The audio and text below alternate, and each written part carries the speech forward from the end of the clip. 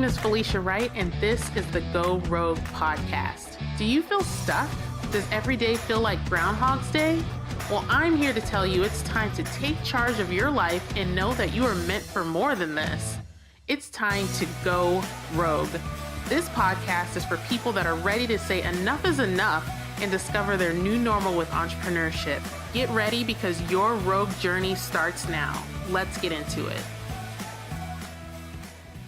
Hey ladies, welcome to the Go Rogue podcast, and I'm so excited to have Cheryll Putt here on the podcast. Welcome. Thank you. Thank you for having me. Yeah, and I know that a lot of women are going to be inspired by your story. So just to get started, go ahead and tell us a little bit about you and your background. Okay. So I am a single mom living in San Diego. I've got a 10th grade son and a 7th grade daughter. And we literally just moved. So life is pretty crazy, pretty hectic. We're kind of living out of like that right now. Mm-hmm.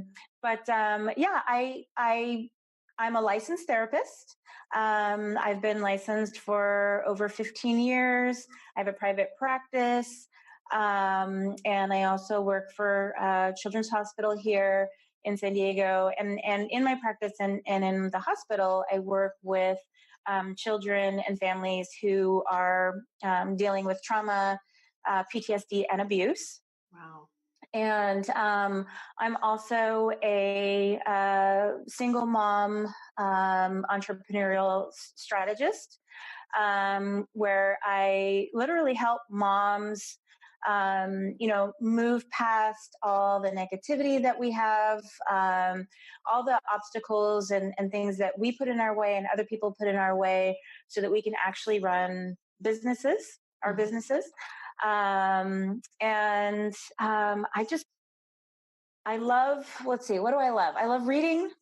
I love writing. I've written a children's book, self-published, for kids in therapy to explain to them what is therapy. And I'm in the process of writing a novel. And I love the beach and I love puppies. That's awesome. You are a busy lady. You are putting me to shame right now. I'm like, oh, all the things, you're doing them. Yes, I'm trying. Yes, I'm juggling a lot of different things for sure. Yeah, that's awesome. But that's women, like we can do Mm-hmm. so many things. We just don't seem to give ourselves credit for it. So to get started, I would like to hear about what led you down this path and where you started to go rogue on your journey. Okay. So I would say, and I just discovered this maybe a couple of years ago in my path of rediscovery of myself, really, that I have followed the path of what you're supposed to do in life. Mm-hmm. I have followed the path of, making sure everybody else is happy and I'm checking the right boxes and getting the praise from everyone else and not really thinking about my needs. My needs were to please everybody else. So, I grew up with a single mom. She actually did get married when I was 15. And then I kind of had an instant family, which had its ups and downs, of course. Went to high school, graduated high school. And that's actually when I decided to become a therapist and went on to college, graduate school, got licensed. And when I was in college, I met my husband, and that was, I think, our sophomore year. Mm-hmm. We were together for from that point on. We got married, we had 2 kids, we bought the house, we did all the things, and I thought that I was happy. I thought that life was everything I wanted it to be. And the crazy thing was when I hit 40, so I just turned 46 this year. When I hit 40, I realized, wow, I actually don't feel happy. I don't feel like my life is gone and I still have life to live, but I don't feel cherished. I don't feel loved. I don't feel like I'm serving myself. I don't feel like I was just everything. Here's my thing. So I thought, how people talk about midlife crisis. Yeah. And I realized, is it a midlife crisis or a midlife revelation? And I chose to see it as a revelation, I love that you said that. yeah, because it wasn't about, yes, it was sort of, oh my gosh, my life is halfway over and I haven't even, like, I'm not experiencing all these wonderful things that I think I should experience, and realizing, wow, I should be experiencing them. But it was more of a revelation. Okay, so now what?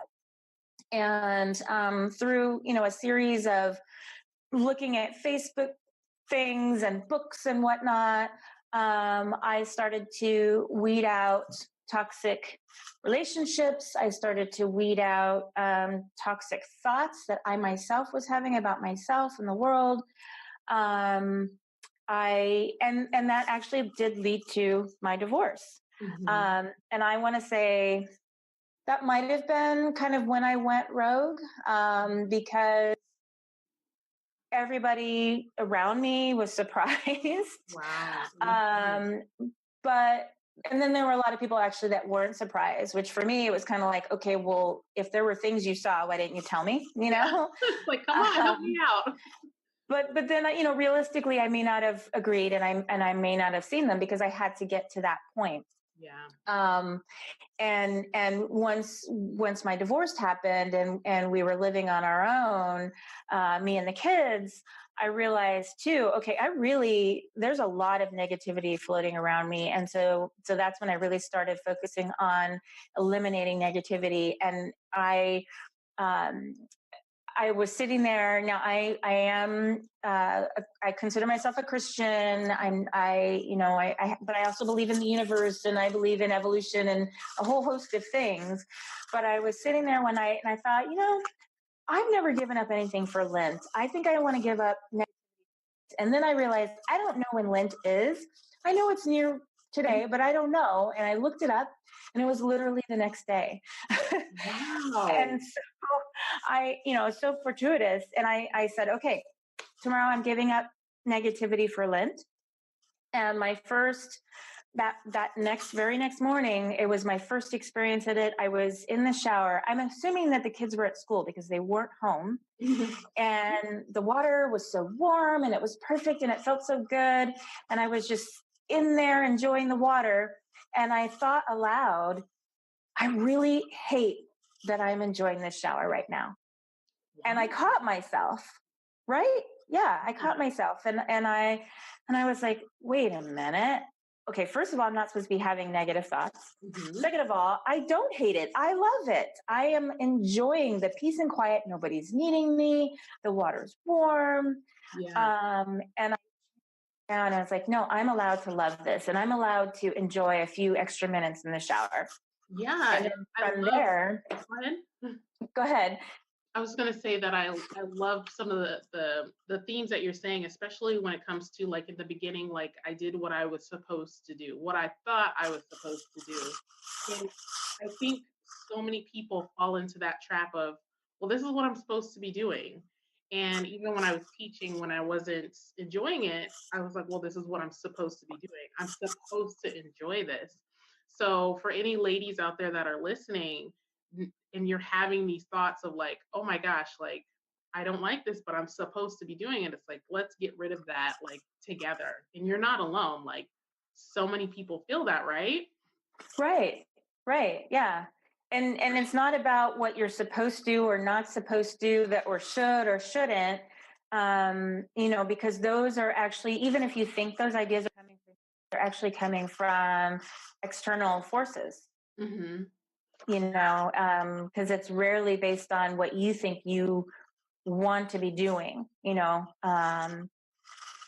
but yeah, so I continuously worked on getting rid of those negative thoughts. And in that process, and in my practice, actually, I had seen a lot of moms living sort of the same situation as I was, and feeling negative about themselves and doing everything themselves. And I realized, man, I need to help moms understand that, they're worthy and that they deserve so much more. And not only that, that they can stand up and get what they deserve. Yeah. They don't have to wait around for someone to give it to them, because chances are that's not going to happen. They need to literally stand up and say, hey, I need this to feel good about myself. I need this to be able to take care of myself. I need this to be able to be a good, spouse even, or sister, or, daughter. I need this to do good in my career. Mm-hmm. And so that's where it was like, okay, I'm gonna coach moms. And I, from that point on, it just took off. That's awesome. And I definitely want to go back to when you went rogue, like maybe, and I know part of that was like the divorce and everything, but what was the catalyst to actually make you say, like, enough's enough. I have to choose myself. Like, I can't keep choosing everybody else over myself. Mm-hmm. What made you choose you as opposed to staying stuck? Mm-hmm. Well, I want to say, one of the things I remember is that I was really feeling very depressed. I was really feeling like I was a failure Mhm. at essentially every aspect of my life. I felt like I was trying in all the areas, but I just, there was not one area that I was doing good at. And, obviously being someone in the therapeutic field whose, sole purpose to being in that field is to help people heal.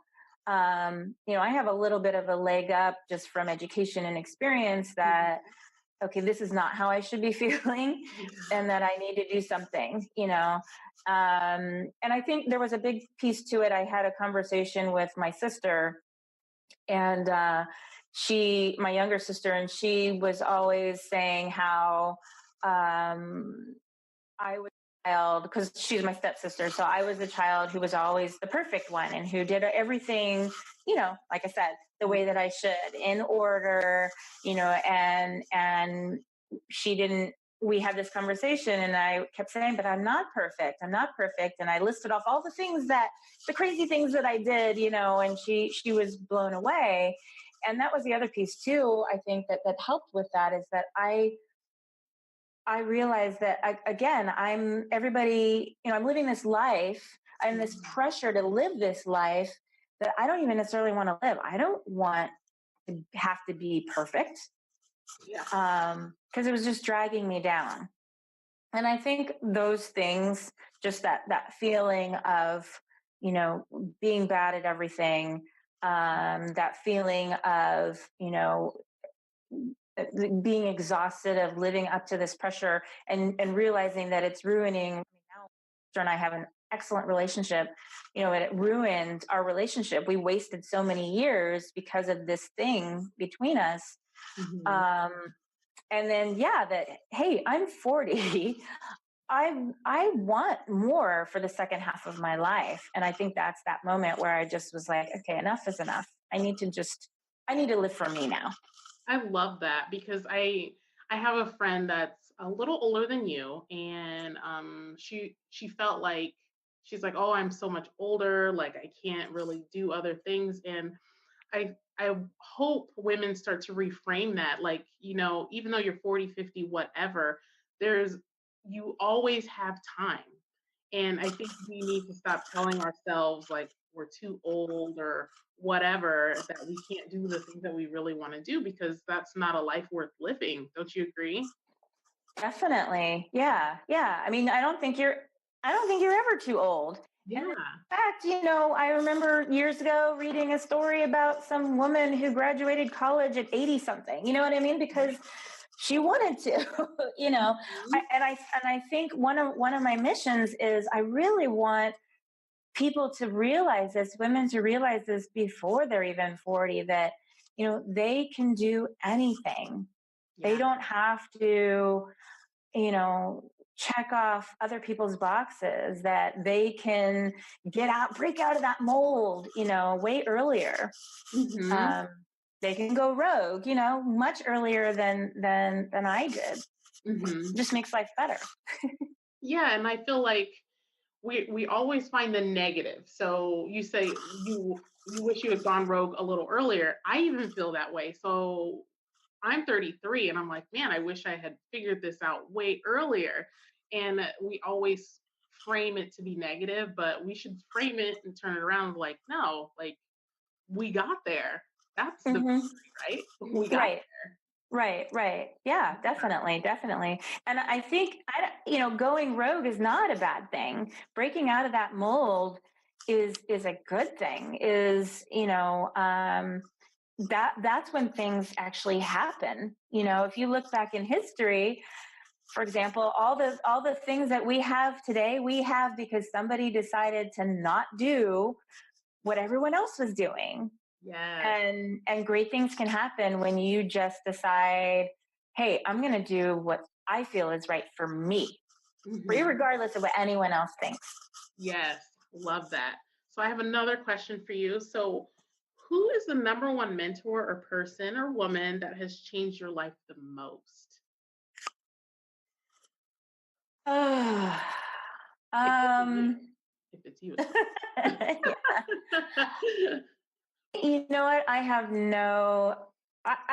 there's been a lot of little mentors, um, when I think about, so my ability, I think, to be independent and to know that I can do this as a single mom. I'm going to say, my mom, because she was a single mom for 15 years of my life, and